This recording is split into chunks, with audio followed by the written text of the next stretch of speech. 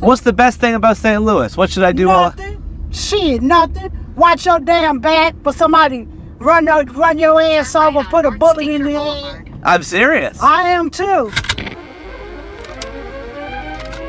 Zion, Zoe, Zena, Zen, and Xavier. 5 Zs?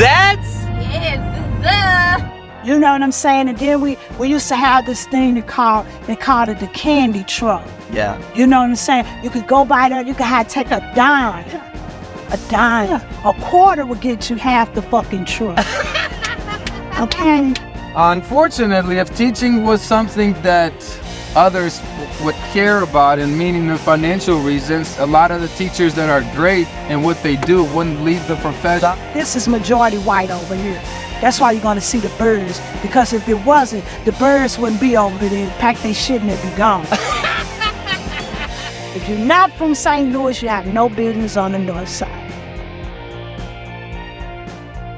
Hey everybody, I just got back from St. Louis, Missouri. Have you been down to St. Louis? It was my first time there. I met this wonderfully rich collection of people who I'm so excited to introduce you to in the special On the Ground, From the Street, From the Backseat chapter of 3 books. Now, on the way from the airport to the hotel, the first guy I met, who I don't have a recording with, but he was just like filling me with all the St. Louis trivia. He was like, did you know the Gateway Arch is 630 feet by 630 feet? Did you know we hosted the Olympics and the World Fair in the same year? I was like, well, I knew about the World Fair. He's like, most people do, but not everybody realizes we hosted the Olympics too. 1904 was a banner year in St. Louis. We were the 4th largest city in the U.S. at the time. I was like, there's this deep well of pride coming from this guy. The next day, I had a bit of time to explore, so I went out to look for the Eurasian Tree Sparrow. Yes, the Eurasian Tree Sparrow, which looks like a house sparrow, but has this like little black cheek on it. It's this local bird species that doesn't exist pretty much anywhere else in the whole Western world. Nowhere else other than St. Louis. Because German immigrants brought 6 species of birds to St. Louis in 1870. 5 of them died that first winter, but the Eurasian tree sparrow, hardy tree sparrow, actually took hold, and from, I think they brought 6 birds over, it's actually established a foothold in St. Louis, has not disrupted the local ecology, and I really wanted to see it. So, you know, I hailed an Uber and I met Jacqueline, who drove a bus in town for 27 years. When I asked her for the best thing about St. Louis, she first said, nothing, watch your back, somebody gonna put a bullet in your head. I mean, that's a direct quote. That's really what she said. And I was like, what? But it was a raw conversation, and we ended up talking about the erosion of community, deprioritizing connection, and how we might find or look for new kinds of support in a disconnected world. Jacqueline said, my family is whoever loves on me. Blood makes you kin, but it doesn't make you family. After, with Jacqueline's help, I found the Eurasian Tree Sparrow. I then hailed another Uber and I met Deneane, a 28-year-old single mother of 5 who does drop-off, pick-up, and evening solo every day while driving Uber 30 hours a week, working at a cupcake shop, and running a small business online. We went to the Gateway Arch together and Left Bank Books, which is established in 1969, one of the best independent bookstores I've ever been to.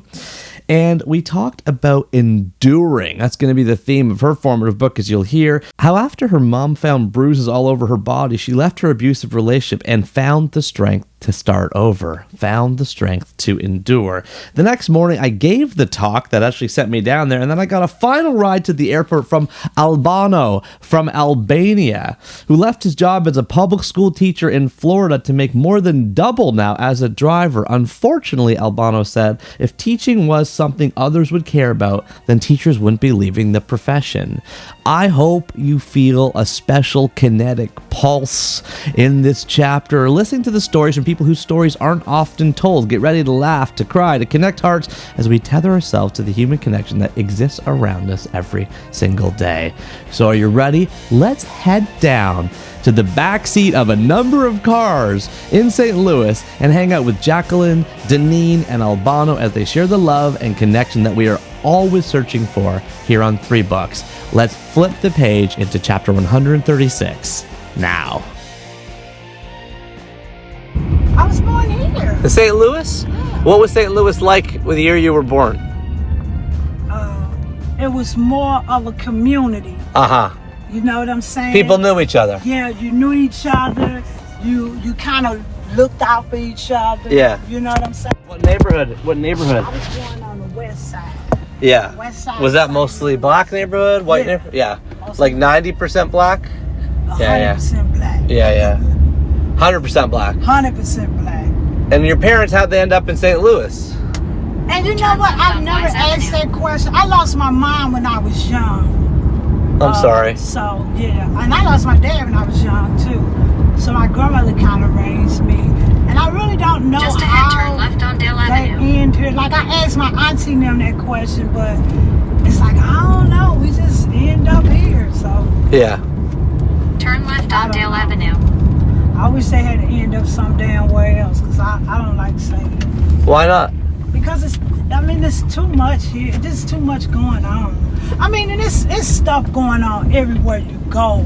But I guess, like, I drove for mass transit for 20-something years. Just so ahead, I turn know left on Central I know Avenue. the city very well. You drove a bus. I drove mass transit. Like, Yeah. is that, like Yeah. the streetcar? Yeah. Yeah. Is it So- called streetcar? No. It's called mass transit. Mass transit. It's just called mass. But what kind of vehicle is it? This is a Kia.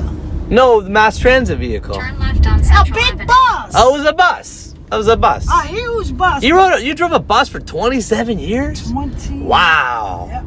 That's wild. I passed your stop up. I don't care. I like talking to you. Where are you going, Neil? I'm going to a house. For real, because we like. Well, why don't you stay here? I'll call you. I just need 2 minutes here. I'm supposed to find a bird at a bird feeder. You what? I'm finding a bird at a bird feeder. There's a bird feeder here. I'm looking for the Eurasian Tree Sparrow, which only exists. It's a bird that only exists in St. Louis. For real? Yeah, because they released it here in 1870, but it got eaten everywhere else by the house sparrow. Just ahead, turn But it only right on persists in South this Avenue. one city, pretty much, and in Europe. It's called the. So you think a bird feeder gonna have the bird there? Well, yeah, they say that they're in the bird feeder. Shit, you done made me curious now. I know. That's why I said we should talk. You We don't talking. We talking. On Central Avenue.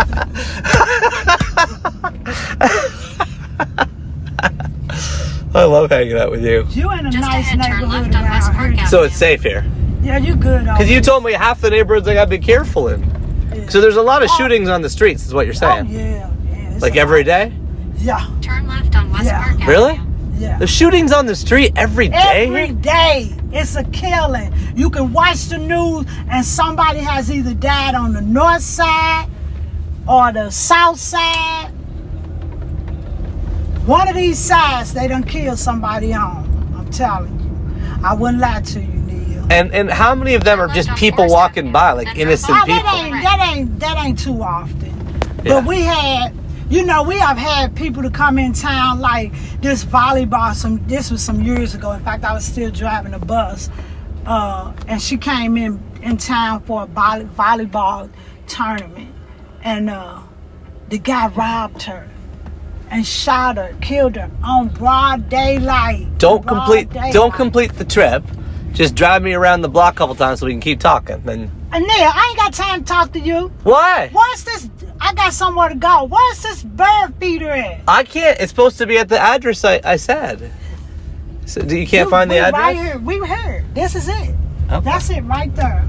Jacqueline, the bus driver for 27 years in St. Louis, born in St. Louis Born and raised. and raised, Not just born, I was raised. and your daddy's from Arkansas My daddy from Arkansas. I'm not sure where my mom's from. because she died when you were young. Yeah, but my dad and my mom died when I was Mm-hmm. young. But I don't know how I know where my dad and not Turn my left on mom. Forest That's so Avenue. odd. And drop off Neil on the That's right. puzzling to me. I'm gonna have to find out where my mama was born and raised. Yeah, but your daddy's not alive. Huh? So who are you gonna ask? I can ask my sister. I can ask my aunt. Okay, we got to figure this out. Yeah. It's right here. Okay. Neil, Well, where there's supposed you to be going some this bird way? feeders here. I'm looking Ain't for no them. bird damn feeders. You put in the wrong address. Who told you this bird feeders was over here? Well, This is it right here. okay. Well, then I'll get out here. It's a safe neighborhood, right? Yeah, it's cool. All right. It's cool. So we're sitting at the corner of, I don't know where. We're in, what neighborhood are we in St. Louis? You're on the west side. We're on the west side of St. Louis, where the street is empty. There's nobody on the streets. The houses are old, and they're all detached, like clapboard houses with white picket fences and like tattered American flags and like kind of yellowed, brushy bushes. You know, the properties are kind of like it was a majestic neighborhood like 50 years ago. It still is. Okay. How much do the houses cost here? You probably can. These houses probably run you in the upper hundreds, like right around 140, 50, 60, and they building it up because you got new houses. $150,000 is actually can be considered like a steal in like Toronto. You know, Yeah, that's a lot. Would. Yeah, you can get a lot, and I heard that you can get a lot more house for your buck here in St. Louis, and we have lots of investors calling trying to buy property and stuff. Like I have my godfather's house. It's worth like 180. Wow. I have people calling me like every day for this house. Yeah. I'm not lying. What Like every day. You ready to sell? You ready to sell? Nope, I'm not. Jacqueline is such a bright, vibrant, beautiful personality. She's wearing a bright apple red silk tie and her long hair and a bright apple red turtleneck too. She tells me she's 59 years old and that she's lost her husband about 5 years ago after they'd been together for 29 years. Leslie and I have been married for 10, so hearing stories of people losing spouses, 20, 30, 40 years into relationships always, gives me pause and makes me feel. She says they have 2 boys, a 35-year-old named Justin, who is a sergeant, and a 33-year-old named Jamal, who's a truck driver, as well as 2 grandboys. I'm real self-sufficient. You know what I'm saying? I'm that I can get it done kind of woman. You know what I'm saying? I don't wait on no man to do nothing for me. I do it all for myself. Now, I would love to have a man to come in my life, but that hasn't happened. you told me that St. Louis used to feel like a community, Yes. and now it doesn't. So what changed? I think families changed. And what I mean by that, like I said, you've heard the saying it takes a community, Yeah, it takes a village. to raise a child. I think that structure kind of fell apart at some point. You know what I'm saying? And you get a lot of that. Don't say nothing to my kids. I mean, even in school, the teacher, call you up there. Oh, she said this to my. Instead of, everybody being in line with, you know what I'm saying, caring for this child, or, making an education for this child. The mother gets all defensive because, it's crazy. I know what you mean. The education system's changed. It used to be Yeah. like we created the schools to take care of each other and to educate each other, and then it became this discipline-oriented thing. Yeah, That's and why. then it became it like, because it always been a disciplinary, because when we were in school we got whipped. I don't know if you that old, but No. the principal was able to whoop us. The teacher was able to whoop us.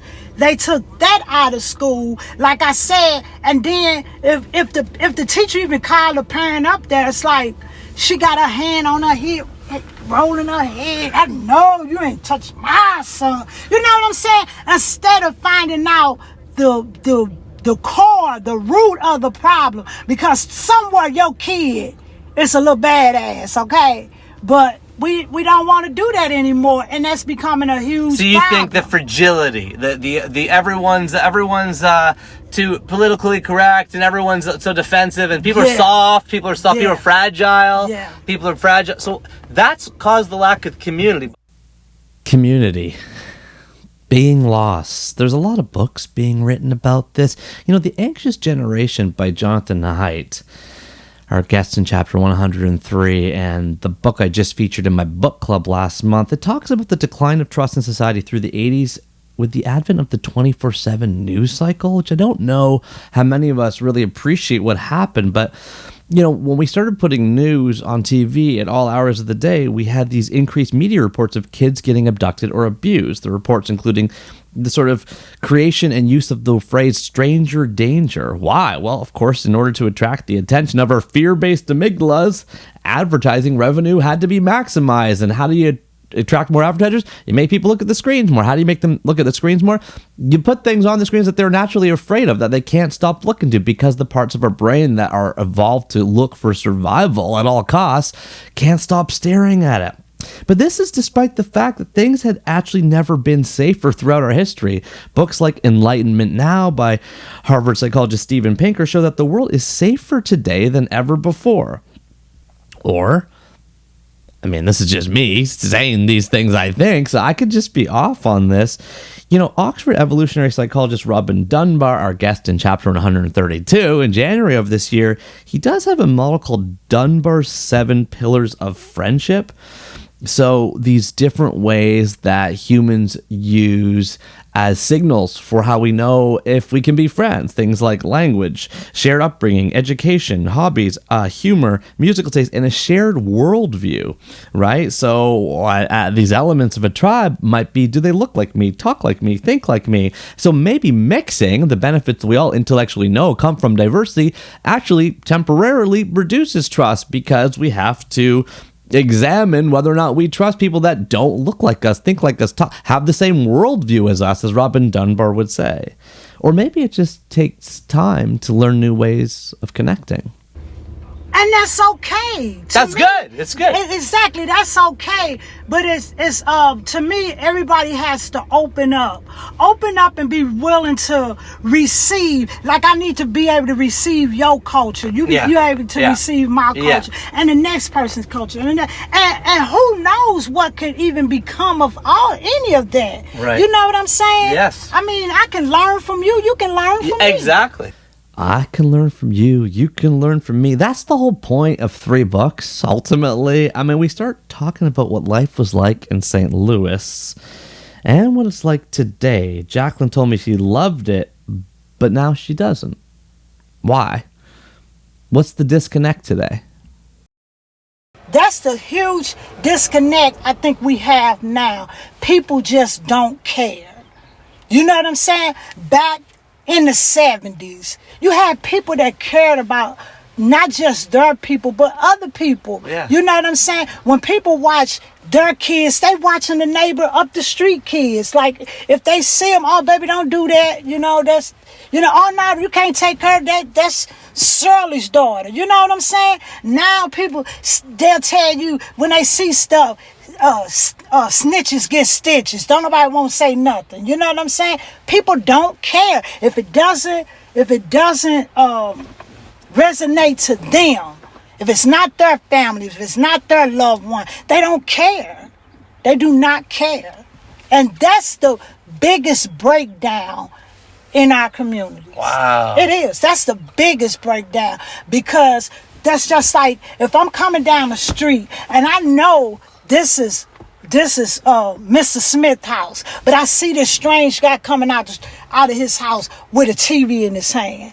First thing I'm gonna do is get on the phone. Hey, they don't look like Mr. Smith. Well, you might just want to come check this out. You know what I'm saying? And a lot of people won't do that. Won't do that. Because now snitches get stitches. Yeah, because they get stitches. That's what they say. Snitches get stitches. Well, give me stitches. You know what I'm saying? Because if I see it, I'm gonna tell it. Breakdown of society. People aren't outside together anymore. We aren't watching our neighbors' kids anymore. We don't know the people outside our own house. I heard Esther Perel say recently a phrase which stuck with me, which is that we all have 1,000 friends these days, but nobody to feed our cat. Do you agree with this lack of community? Is it a St. Louis thing, or are you seeing it where you live too? Jacqueline's 59 years old, which means she's born in 1965. I asked her what it was like growing up in the 60s and 70s. Paint us the picture of what trust and community looked like back then. What was it like in West St. Louis in the 1970s? Paint us the picture. I loved it. Well, first of all, My grandmother had 7 girls and 2 boys. She actually had 3, but she lost a boy in 1964. So they bought this 4-family flat on the west side of St. Louis. So imagine that. My mom had 6 kids. She had a sister that had 9 kids. She had another sister that had 4. All in St. Louis? All of us is in this 4-family flat. Wow. All of us are right here. So it was like, it was never a dull moment.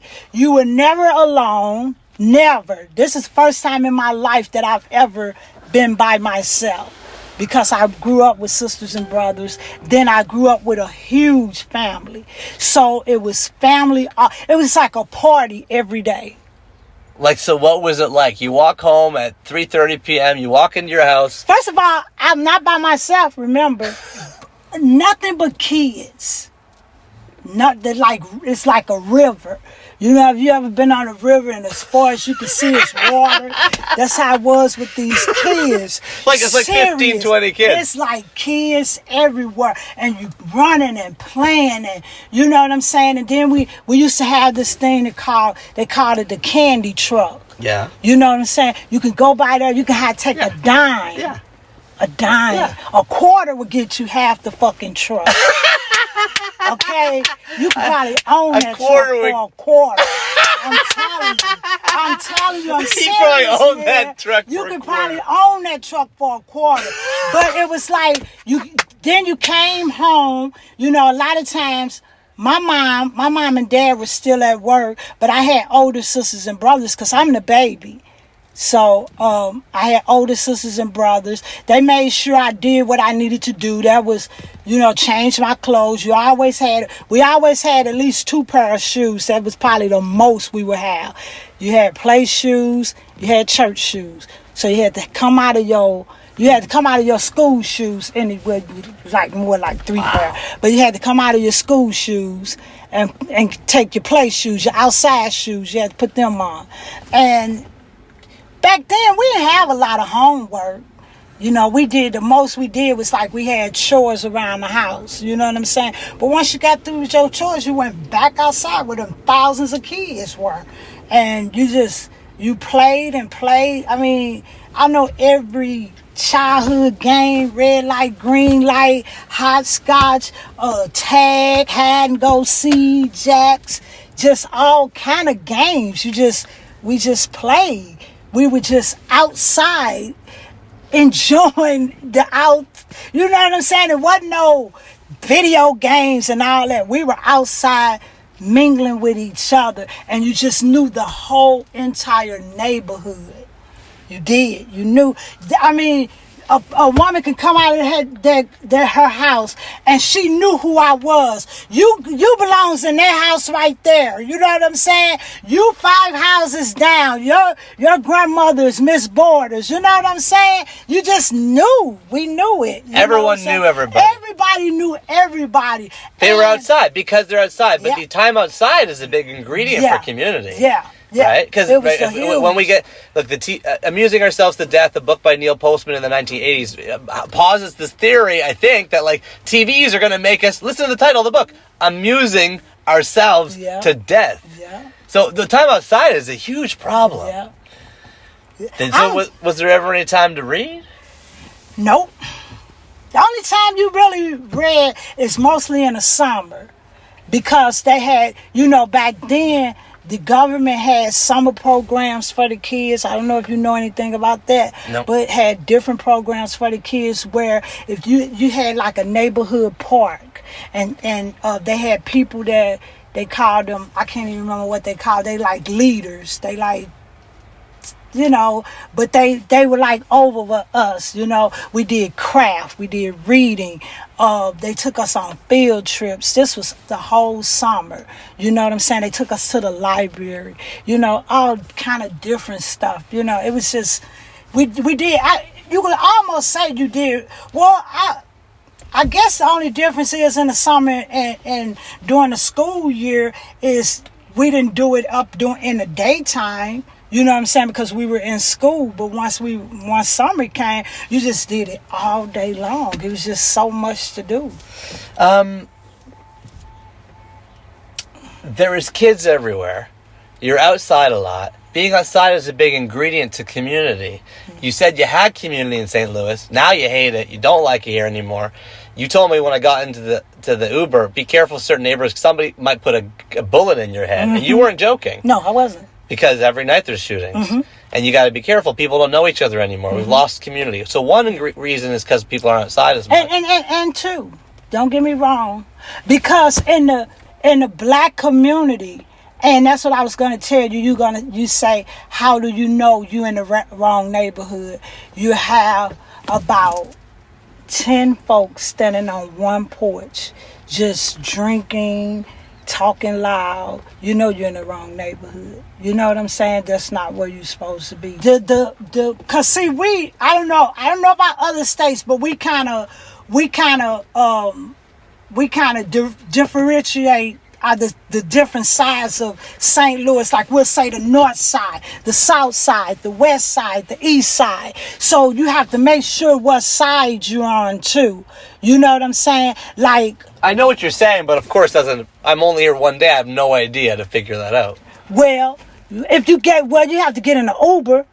Yeah. And I can guarantee you the Uber knows it. The driver knows. Yeah, so don't go somewhere random. Don't go nowhere. So which sides do I go to? Which sides do I not go to? Okay, you coming here on the west side, you can go as far west if you want to go until you get south.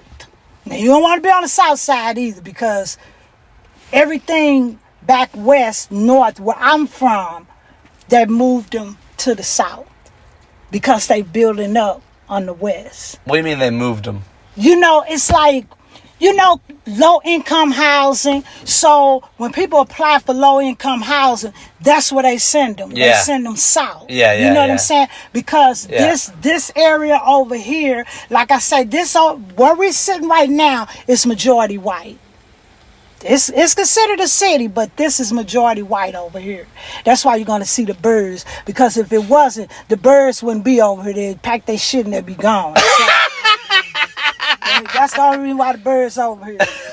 And you don't want to go at all on the north side. If you're not from St. Louis, you have no business on the north side. Because? So if you go somewhere, you ask that driver, what side of town am I on? What happens if I go to the north side? The north side is I'm telling you, it's horrible.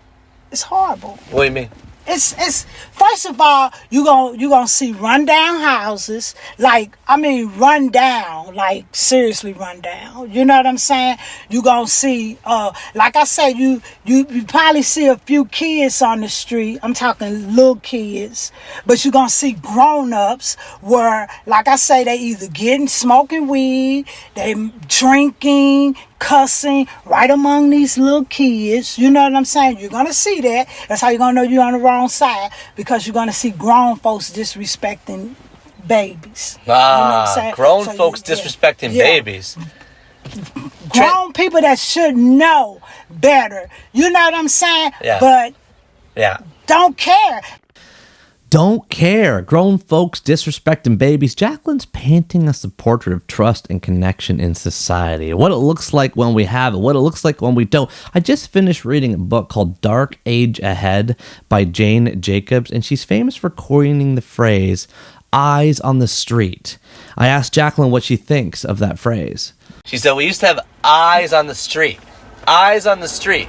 And it made a difference. It made a huge difference. It did. Because you knew if you came in certain community, we knew what grass we can walk on. You know what I'm saying?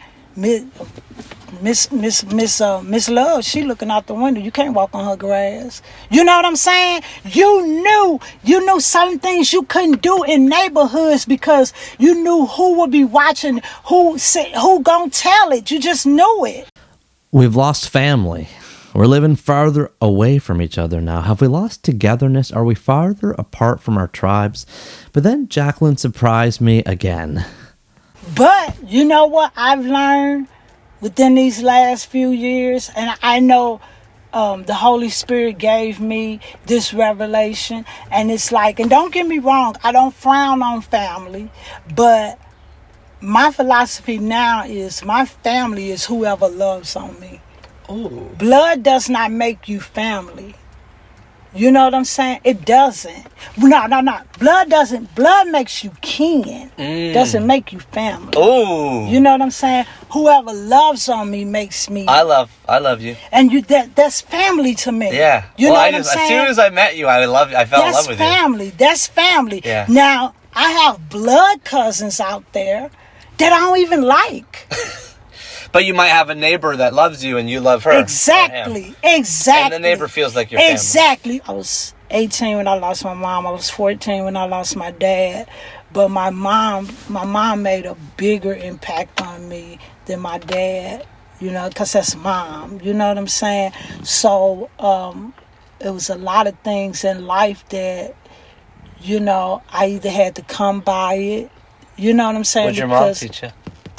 Exactly, because, well, my mom taught me, for the most part, my mom was a very meek woman. My mom didn't cuss, she didn't smoke, she didn't drink. You know what I'm saying? She was very attentive to her kids. She wasn't one to, oh, I love you, but she showed us love. You know what I'm saying? I wasn't able to speak that love, that word, until I got with my husband, and he showed me how to open up. Brené Brown has a quote, which my wife and I are lucky to sit down with her in chapter 75, and she said, "Professing love is so easy and so cheap. Showing love, like Bell Hooks, all about love. Showing love is what's up." So how did your mom show love? Like I say, she was very attentive. She was very attentive. I mean, my mom, I was like a mama's baby. Like I said, my mom I was 18 with my mom. I slept in the same bed with my mom until she passed away. Your whole life? My whole life. Wow. That's how close I was to my mom. But it was a lot of things. Just you and her? Where's everybody else? They was where they was at. Oh, only you slept with your mom? Yes. Because you were the baby? Because I'm the baby. Yeah, we got a baby in my house. And that's probably going to always be a baby. My wife's still sleeping with him. Like, he's still around at night. Like, he's got my spot in the bed sometimes. Don't always be. Well, you know, boys. Where'd your dad go? Who knows? We've covered a lot so far. I mean, this is just one drive with one person in St. Louis, but Jacqueline is just so full of life and energy and thoughts. But wait, did we ever see the bird, the Eurasian Tree Sparrow? And what is Jacqueline's most formative book? 2 more questions we still need to answer. But, wait, I never saw the bird. Oh, wait, I saw mourning doves, I saw a blue jay, I saw a robin. No Eurasian Tree Sparrow. Jacqueline, what? You're my Eurasian tree. Oh, is that it? Oh, just give me 30 seconds. I'm gonna find it. It's right here. Come on.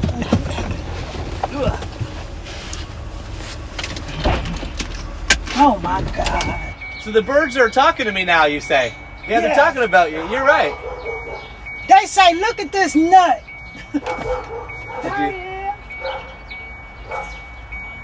Yeah, I got it. The Eurasian Tree Sparrow. Oh, yeah. Who told you they was over here? Well, it's got a black and white cheek, which is different than a house sparrow. They were released in 1870 by the Germans. They brought 60 pairs over. They released them in Lafayette Park in St. Louis. They started to breed. They brought a bunch of birds over. All the rest died. Now, just after that happened, a lady came out of the house right next to where we were, and she's like, "Hi." We're like, "Hi." She's like, "What are you up to?" And we're just like, "Oh, I'm just looking at a bird." And she's like, "The Eurasian Tree Sparrow?" We were like, "Yeah." She's like, "I know, I figured." And I was like, "Oh my gosh, I'm sorry. I hope we're not bothering you." She's like, No. When we bought this house, we had to sign our names on a contract saying that we knew our home or nearby was breeding grounds for the Eurasian Tree Sparrow and that we wouldn't take down the nests. So don't know I can't verify this story, but I love the fact that a neighbor came out of the house and says, like, I guess you're looking for the Eurasian Tree Sparrow, which was wonderful. Now, let's keep going. What about the book? Can we tie Jacqueline's story into a book? Can you give me one book to change your life, Jacqueline? I would say the Bible. I would. Turn left on Central Avenue. What age were you when you read it? When I start reading it, probably around in my 20-ish. Yeah. My late 20s. Yeah. Mm-hmm. Why'd you start reading it?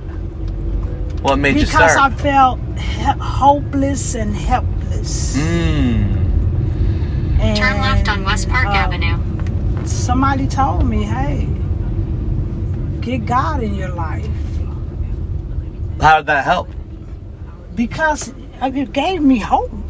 This is before you were married, before you worked 27 years for the bus? This was like after I lost my mom. You know what it's like to be an 18-year-old kid with no mother to give you no guidance, no directions. You know what I'm saying? My mom was taken from me at such a young age. You know what I'm saying? And I didn't. How did she die? She died of cancer. You know, that was before. My mom lost her dad at age 18. She still talks about it. My mom's 73. Yeah. She know exactly. It's a void in your life that could never be filled. You know what I'm saying? You never get over it. You adapt to it, but you never get over it. You know what I'm saying? I mean, it's not too many days that goes by that I don't think of my mom. You know what I'm saying? In some kind of capacity. What's one message she gave you? My mom gave me family, actually. Family. You know what I'm saying? Because my mom really believed in togetherness. Far as family was concerned, you helped each other. You know what I'm saying? I mean, just like when my oldest sister started having kids real early. We lost our dad, so it was just my mom and the kids. You know what I'm saying? It's like 11 years difference in me and my sister. So she started having kids. When my sister wasn't at home, we took care of her kids. That's what my mom gave to us. You help your sister out when, you know what I'm saying? So right now today, my niece, it was 3 of them, 2 boys and 1 girl. I'm talking, we're very close because I was a part of their raising. Even though I was young, me and my niece is just like 10 years apart, but I was a part of that raising. So and did God or Jesus or the Bible, did it fill some of that void? Oh, it feels a lot of it. It feels more now than I mean, I'm a better person because of it. You know what I'm saying? Because you know you feel sorry for yourself. You know what I'm saying? It's why me? You have this pity party, and the Bible lets you know that He never said that you wasn't going to have triumph. He said he would be there. He would never leave you. So he's here with me. He didn't say I wasn't going to have troubles through this world. You know what I'm saying? He didn't say that we wasn't going to die. It's just I lost mine so early, but he never told us all of us gonna die. You know, we just don't know when. So that helps me. Yeah. That gives me, you know what I'm saying? That really kind of caused me, it brings me out a lot of times of feeling sorry for myself. You know what I'm saying? Because we all have a story. We all have been through something. We have different stories, but we all have stories. We all have seen like the worst in this world. So that kind of helped.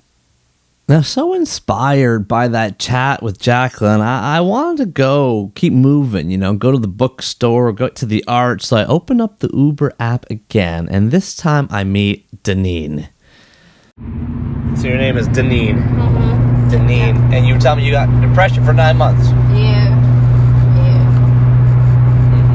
But also, like, I feel like it got worse because, like, of course, things take course. So, like, after I lost the 2 closest, like not closest people, but really two closest people to me, I ended up going through a bad breakup. And so like that really like hit it, because I'm like, I have kids, you know, like we have kids together, so it was just like, man. You got kids? Mm-hmm. How many kids? I have 5. You got 5 kids? Yeah. You're 28 years old? Yeah. How old were you had your first one? I was 18. Wow, so 18 every 2 years. Yep. But that was all with this guy. Yep. But you guys weren't married. One. Right.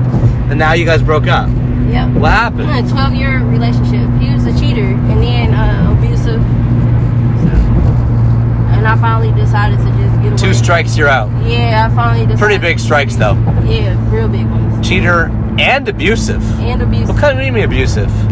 Like hands, like Physical abuse. Yeah, physical abuse. I'm so sorry. Yeah, so I finally, but in the midst of going through all of this, I found the strength to like start over. You went solo with 5 kids. Yep. And how old are your kids?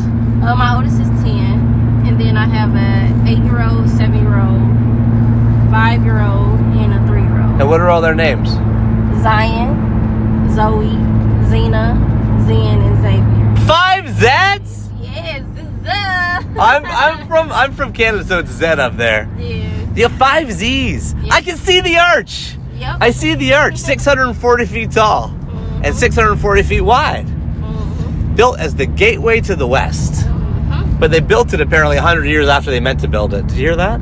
I never heard that. That's what my driver said yesterday.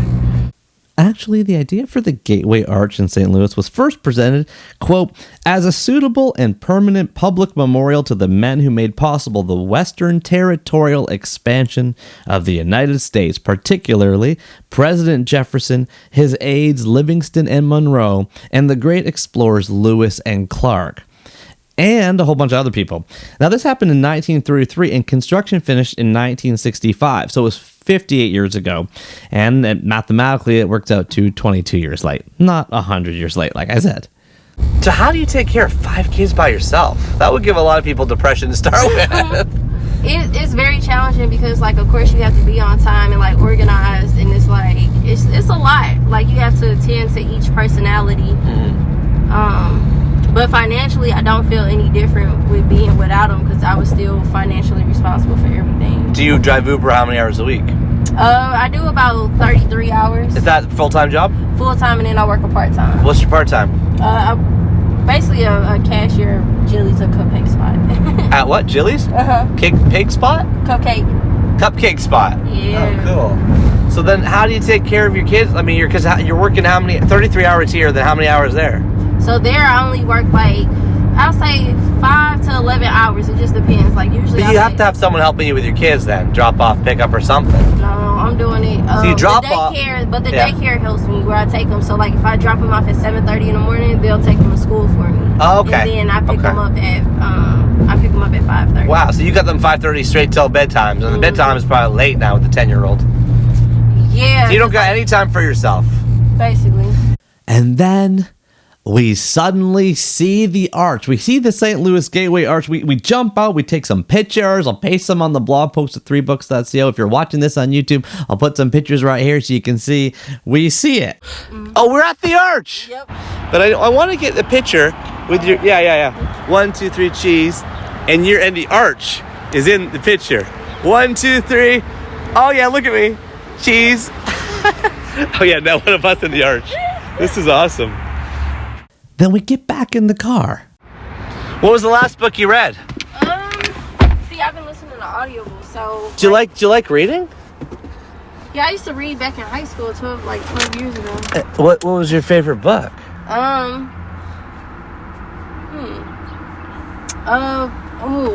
It had, who was it by? It was an Arabian book. It was called Something in the Sun.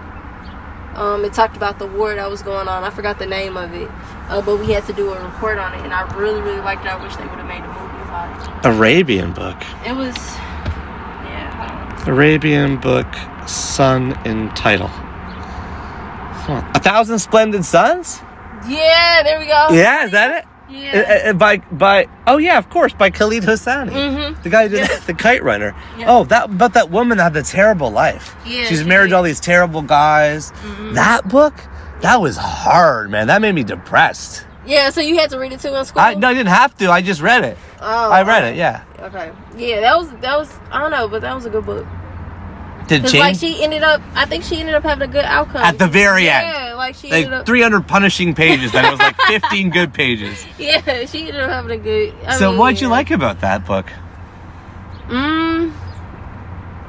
I think it was about the fact that she endured, like, you know, and then it's crazy because it seems like that's what I've been doing, but Is there anything else? I'm a hopeless romantic, so it seemed like she got with the person that she really loved at the end, like they love conquered, you know, so I think that's why I liked it.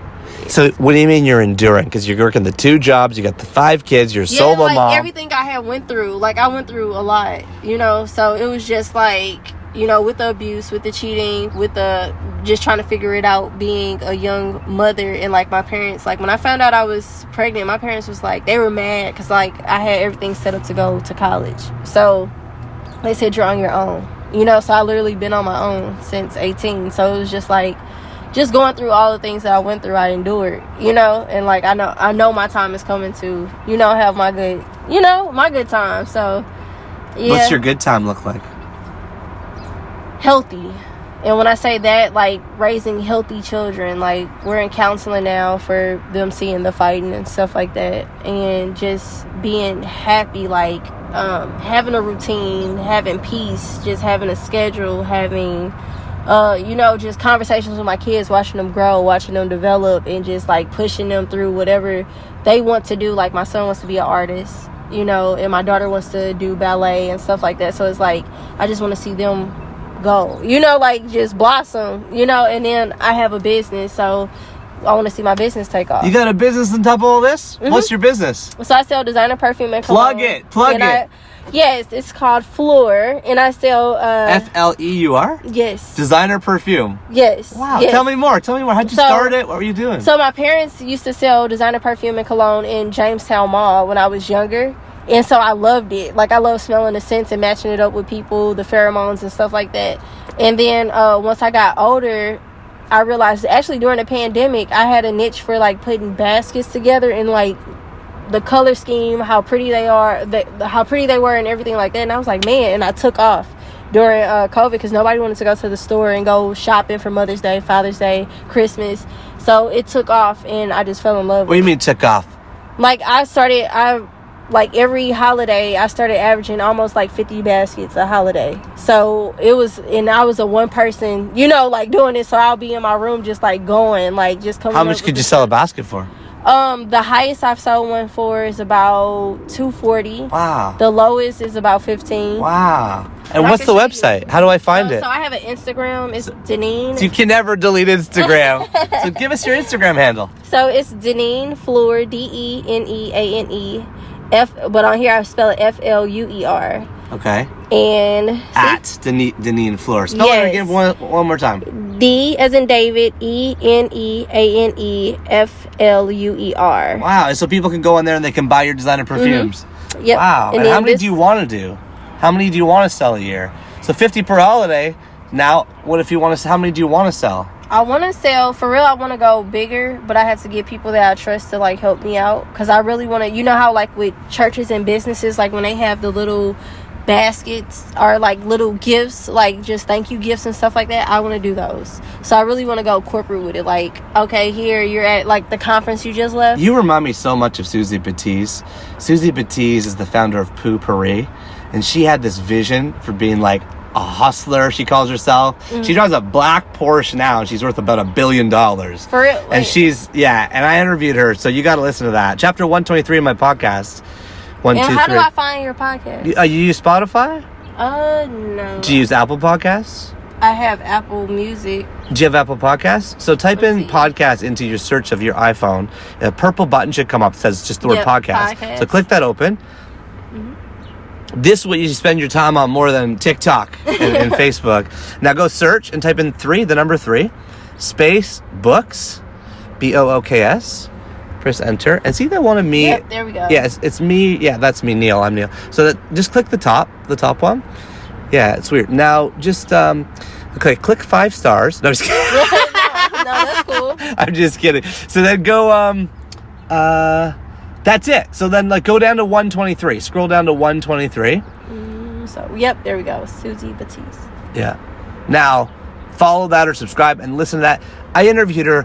I'll tell you what, Deneane, you are like her, and you're going to have that business. And you know what? You are enduring because you got rid of that guy who was cheating on you and was hitting you. You got 5 kids. You want them to blossom. You got them in therapy. You're a wonderful mom. And I just have so much faith in you. I can tell it right off you're like, so what do you write about? Self-help? Okay, what do you got for depression? Like, you're like, let's figure this out. Like, you know what Susie always says?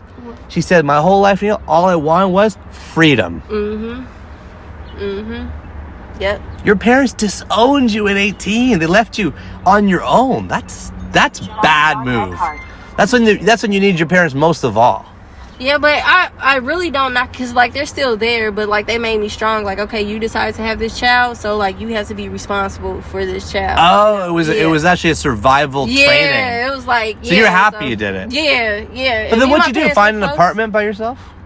So I had moved in with his mom, and he moved out.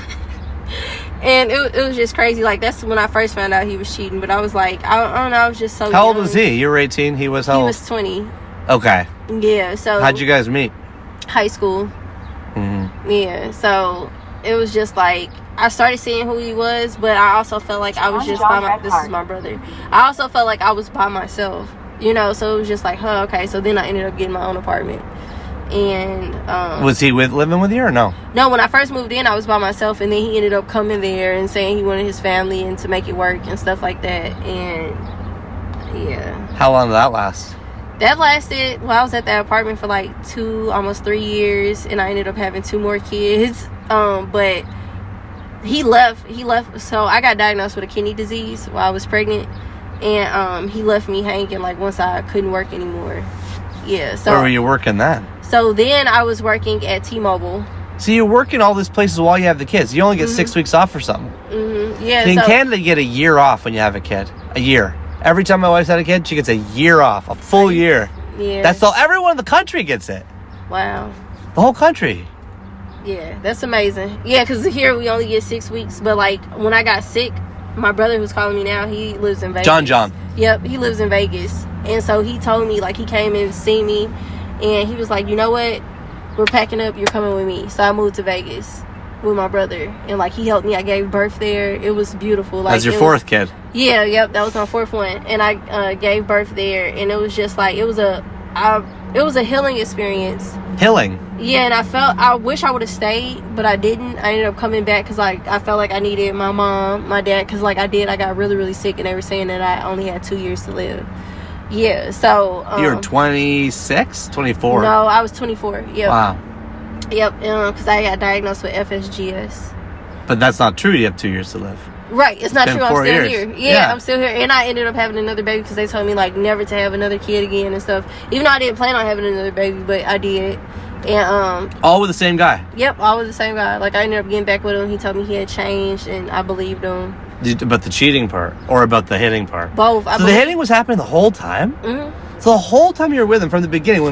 So, like, when we were in high school, he never did that. So what prompted this all of a sudden? It started, like, after I had my son. So our first son, like, after I had that, and it was I don't know, when it first happened, it was like a shock because it wasn't even an argument.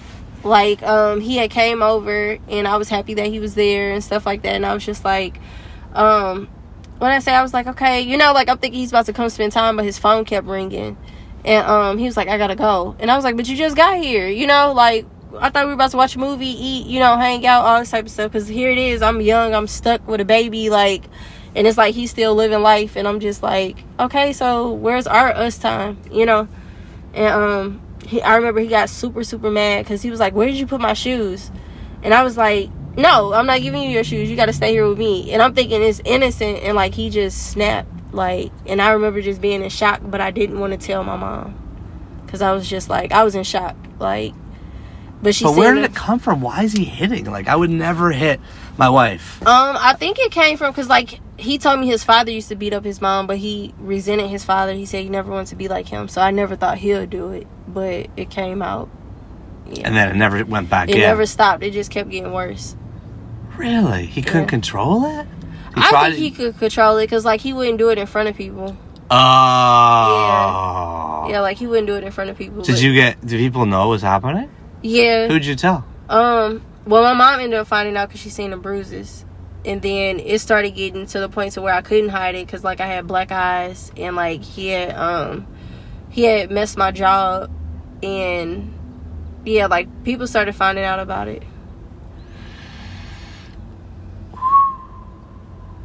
I'm so sorry. No, I'm okay now. I'm good.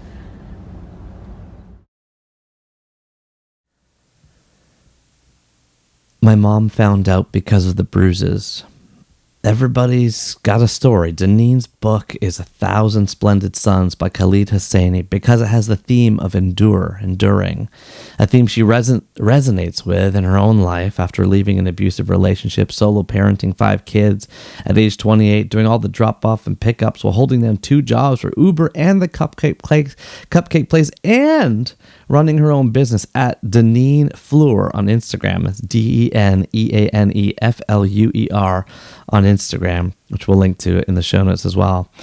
So from here, we keep going. I changed the address on the Uber to Left Bank Books, the 1969 founded oldest and most popular independent bookstore in all of St. Louis, but I also couldn't resist sneaking in a couple of our fast money questions too.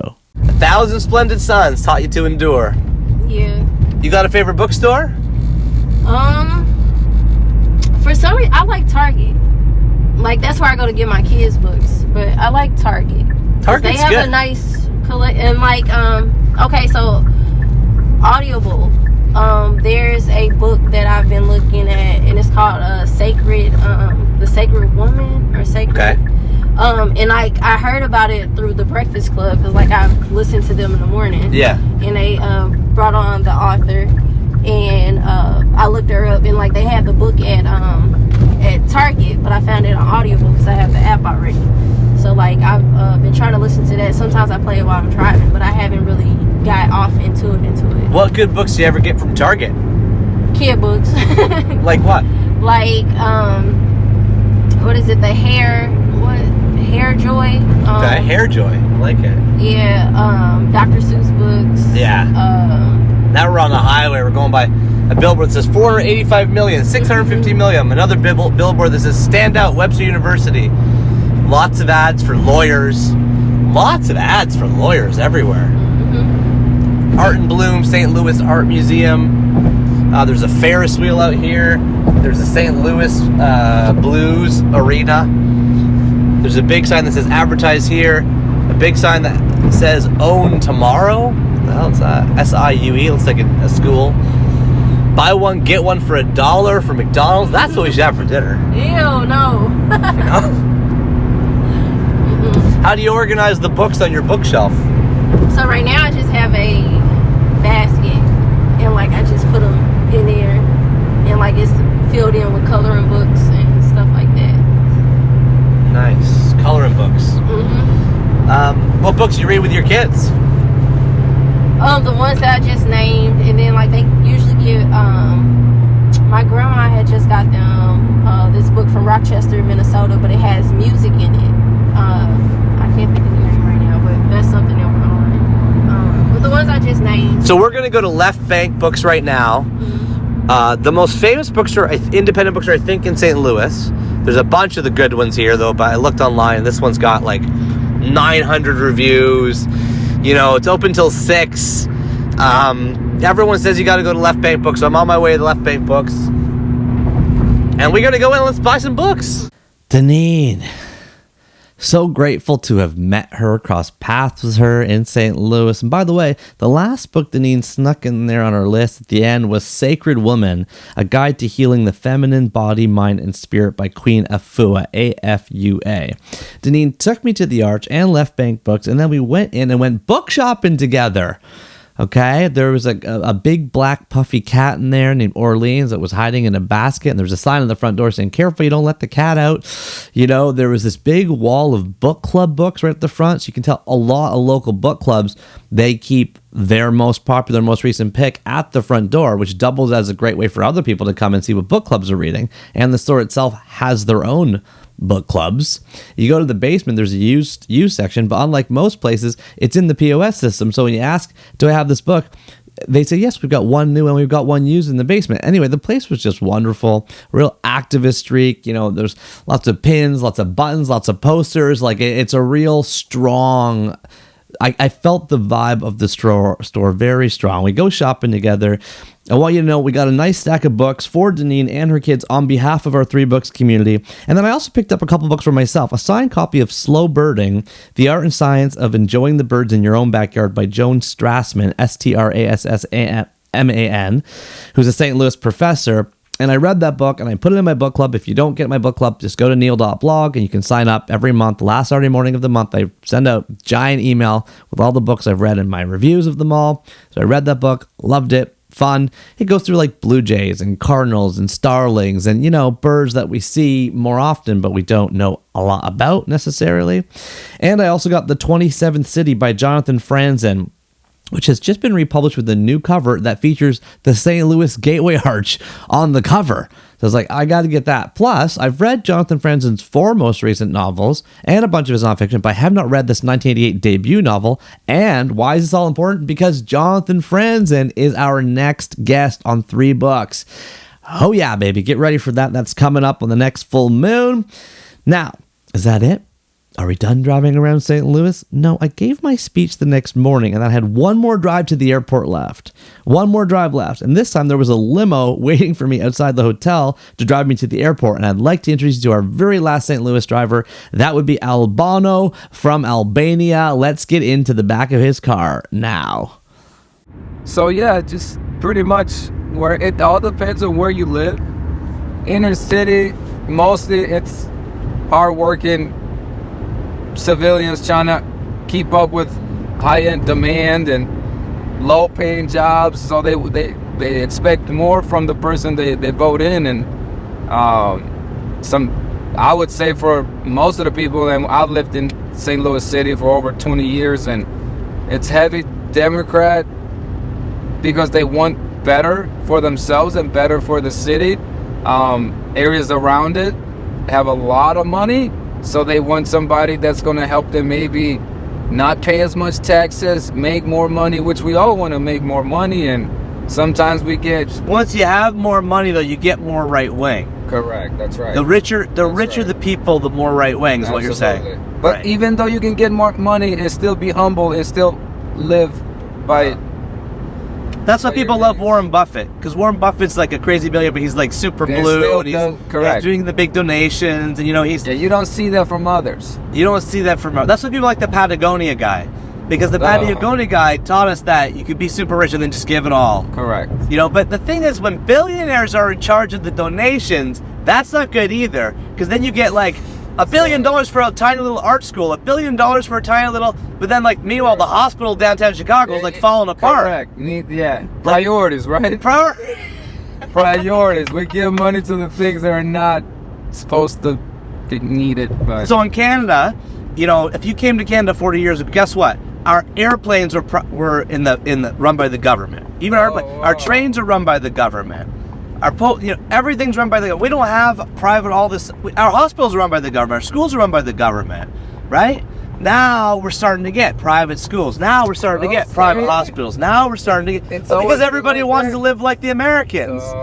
Nobody lives better in the world than rich Americans. They have the highest quality of life. Look at these guys. They're flying around in jets. Yep. They're going to space. Yeah, they don't know normal living. They're all super fit. Like it's like they just vacation. All super fit. That's crazy to me. They're all super because they have time to put into it, right? And they don't have to work like me every day. Get up at 4 and every day 4.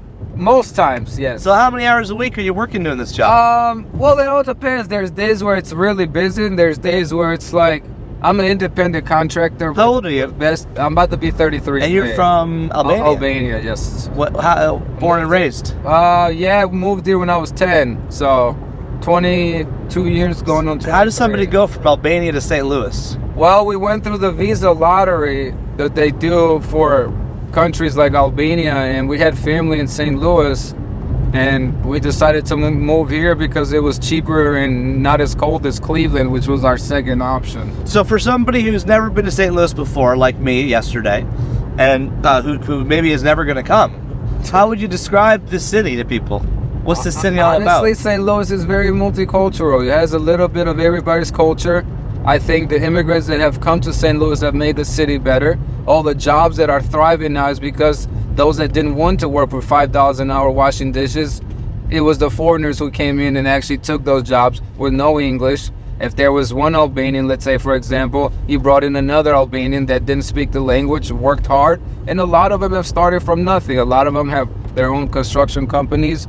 A lot of them do real estate, different things, and even the Bosnian community, Italians live in a specific area in St. Louis because they moved there way in the early 90s. So if you're interested, like eating somewhere, you have a little bit of everybody's culture. If it's Indian food, if it's whatever you're craving, Thai food, Albanian, you have a little bit of everybody, just depends on where you're going. I mean, the whole city seems like it started with immigrants. Like you go back to the 1800s, like German immigrants. I mean, the reason I went to go see this bird yesterday, the Eurasian Tree Sparrow. Okay. Because German immigrants brought it over in 1870 with 6 other species from Europe to try to grow the birds here that they liked, and only one of them survived, and that one did not destroy the local ecology, but it never spread further than St. Louis. What? They're still here, man.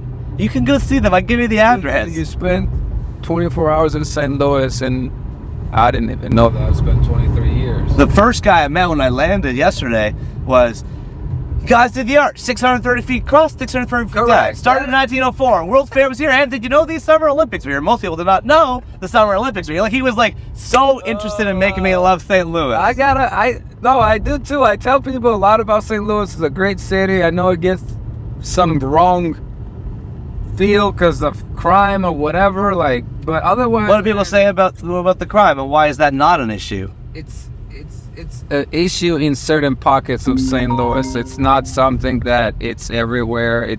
This happens in all of the world, not just in St. Louis.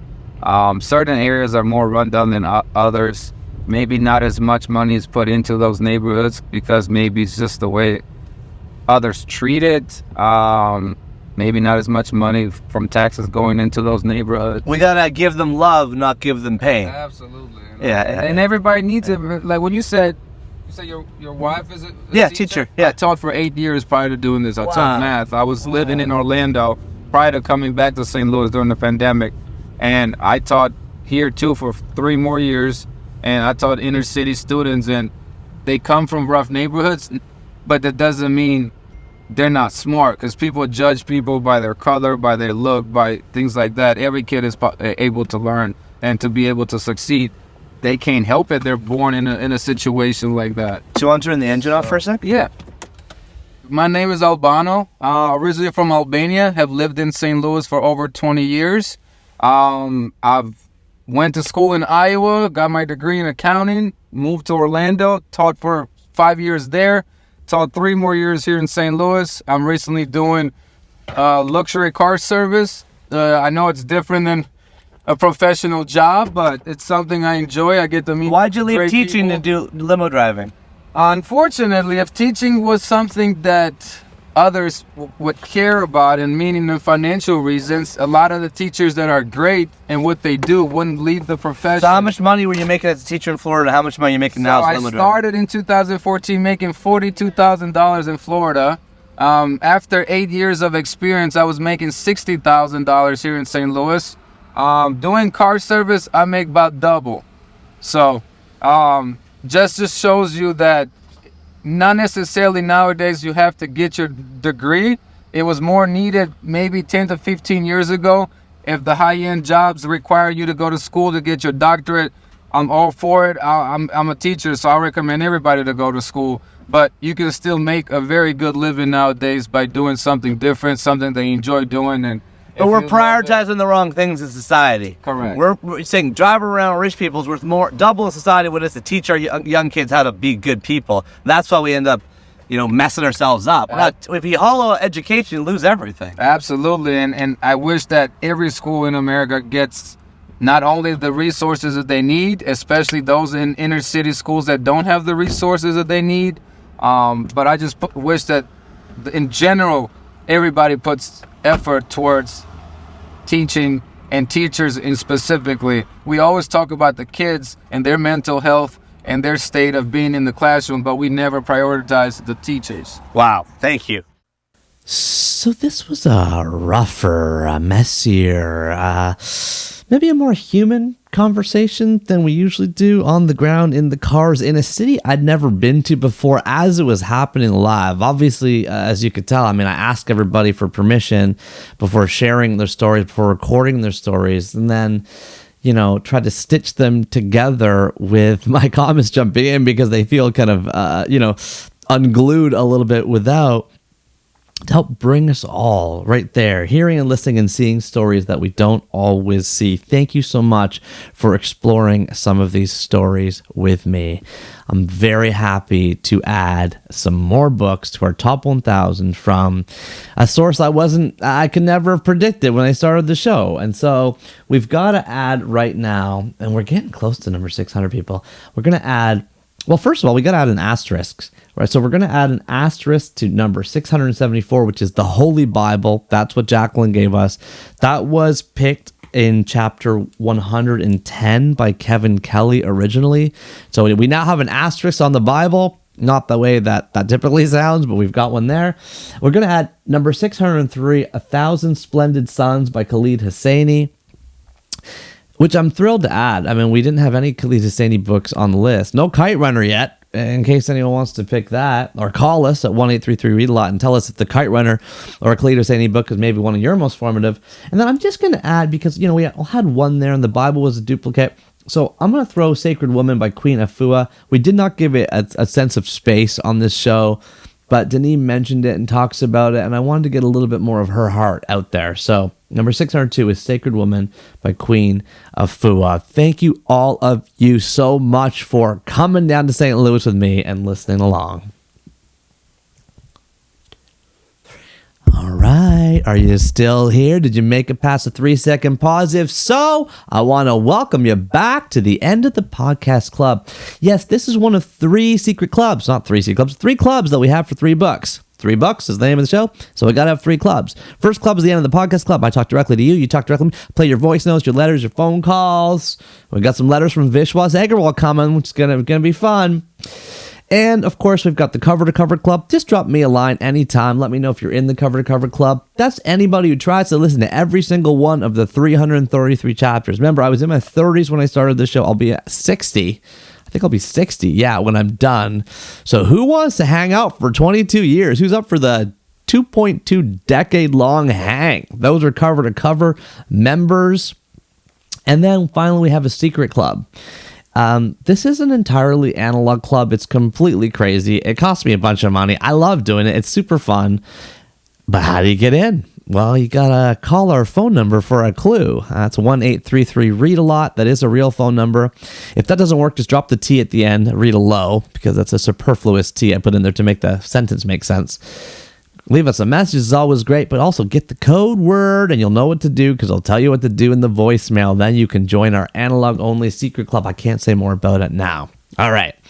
Now, let's kick off the end of the podcast club as we always do by going to the phones. Hi, Neil. This is Jennifer in Goldsboro, North Carolina.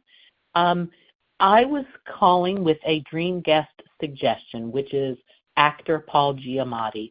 I heard him on another podcast, and they referenced him being in front of a wall of books, and he talked about how much he loved reading. He has his own podcast, not about books, but he talked about how much he loved reading, and it made me say, oh, gosh, what are your favorite books? What are your formative books? But, of course, they didn't talk about that. They just moved on to the next thing. So help me, Neil. You're my only hope. How can we get to the bottom of this? Good luck, and thank you for all you do. Bye. Thank you so much to Jennifer from Goldsboro, North Carolina. for the wonderful idea and request to get Paul Giamatti on the show. I love Paul Giamatti. What's your favorite Paul Giamatti movie? I'm going to go with the surprising Win-Win. Have you seen Win-Win? I feel like that was like a relatively poorly known movie, but Leslie and I saw it in theaters and we loved it. We also liked The Holdovers, which we saw more recently. Of course, the Best Picture nominee, and then you can go way back. There's just so many good roles. And he has always struck me as a really interesting guy. So consider it done. The invitation is going out today. I'm inviting Paul Giamatti on the show. Fingers crossed. Let's see if we can pull it off. That would be wonderful. So now it's time for the letter of the chapter. And I got good news. Guess who's back? It makes sense that while I was hanging out in the back seats of Jacqueline and Deneane's Ubers, guess who pops into my inbox? Vishwas Agrawal. You might remember a couple chapters ago, we had a letter reaching out to him. What's going on with Vish? And I didn't hear back, and I kind of reported that. But now he's back. We got some notes from Vish.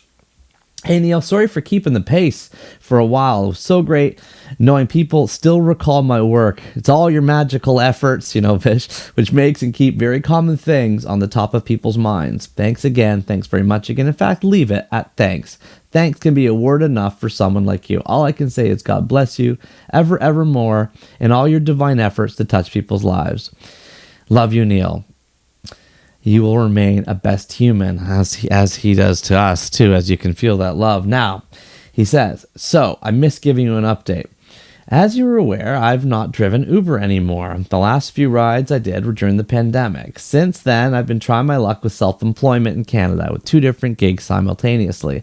I went to school again and did a post-grad in immigration law, and I appeared for entry to practice immigration licensing from the College of Immigration and Citizenship and become a regulated Canadian immigration consultant. But also, I gave multiple exams to get a real estate license, and I worked in real estate initially and did a dozen odd deals, but now I'm focusing on immigration practice as real estate has downturned in Canada. On the family front, my daughter Hia has started going to university. She's currently in second year doing an honors and Bachelor of Computer Science at UTM, which is the University of Toronto, Mississauga, where Preeti, my wife, also went to school once again after having 2 degrees from India. She took IT as a second career. Currently, she works with as a program manager in Home Depot at their head office. Cheers, Vish. Oh, it's so wonderful to connect the dots from chapter 7 with Vishwas Agrawal. If you haven't listened to, go back in time to chapter 7 of the show, all the way up to chapter 136 when we're in the backseat of Ubers again. Yes, a wonderful connection through space and time. Okay, and now it is time for the word of the chapter. Let's head back into the show now. But my philosophy now is my family is whoever loves on me. Oh. Blood does not make you family. You know what I'm saying? It doesn't. No. Blood makes you kin. Doesn't make you family. Oh. You know what I'm saying? Yes, indeed, it is kin. K-I-N, a noun that Merriam-Webster defines as, number 1, a group of persons of common ancestry, semicolon, like a clan, one's relatives, kindred, it says here, and then, or B, kinsman, like he wasn't any kin to you. As Jacqueline said, family makes you kin, but it doesn't make you family. Right? No, blood makes you kin. She said, what am I talking about? Blood makes you kin, but it doesn't make you family. I don't know. It's interesting. You go back to the word. There's 2 really closely related words that are going to seem really obvious in retrospect. Number 1 is kind. K-I-N-D, like you're from the same kind, which is an old English word from the 1200s. Originally spelled C-Y-N-N, if you can believe it. But think kind. What kind of person are you? What kin are you? I guess there's a bit of a mispronunciation with the I being long and short, but kin, kind together. But also, it is also a short of akin, A-K-I-N, right? So that word, related means related by blood. So when you think of the word kind and you think of the word akin, you might not always think of kin, but we often think of kinship on the show. So kin is common ancestry, but kinship, I want to say, is the love and the connection that we feel with other people. That was the theme of the conversation. I felt so much love and connection going down there with Jacqueline, Deneane, Albano, and hanging out with you in the backseat of a number of different cars in St. Louis as we truck around the country, as we soak through the world that we're living in, these short 30,000 days, and try to connect and reach out and touch and feel the love and feel the energy of so many people around us. I loved this chapter. It was special. It was different. It was a lot of fun. But now we're going to go back next chapter 137 with Jonathan Franzen to go deep into the giant mind that is maybe one of the arguably the best novelist in the world today. But everyone's got an opinion about that, but he's certainly in one of the tops. So we're going to go there next time, and that's going to be a lot of fun. But until then, until the next full moon in June, remember that you are what you eat and you are what you read. Keep turning that page, everybody, and I'll talk to you soon. Take care.